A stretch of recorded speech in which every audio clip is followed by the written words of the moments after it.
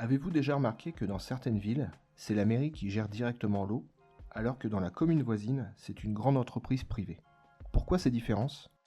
Est-ce une question de coût, de politique ou d'efficacité?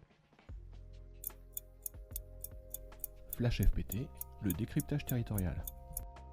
Bonjour à tous. Aujourd'hui, nous plongeons dans les modes de gestion du service public.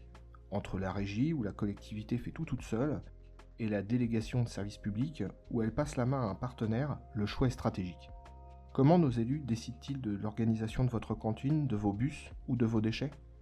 On vous explique les coulisses de pilotage public. Commençons par la régie.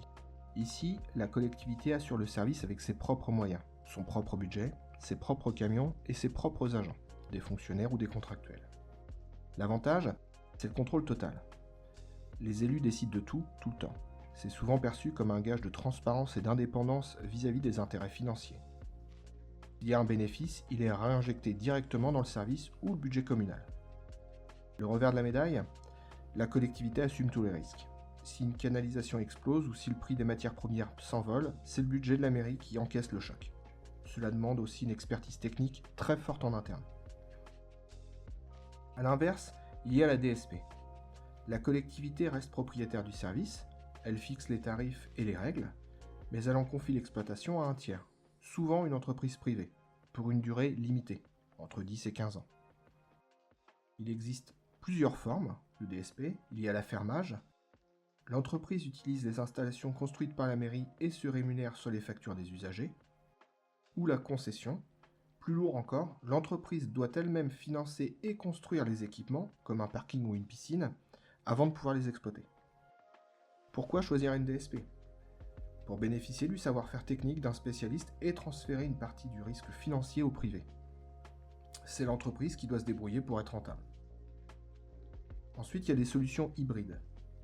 Entre ces deux mondes, des solutions mixtes comme les SEM, donc les sociétés d'économie mixte, mélangent des capitaux publics et privés, et surtout les SPL, les sociétés publiques locales.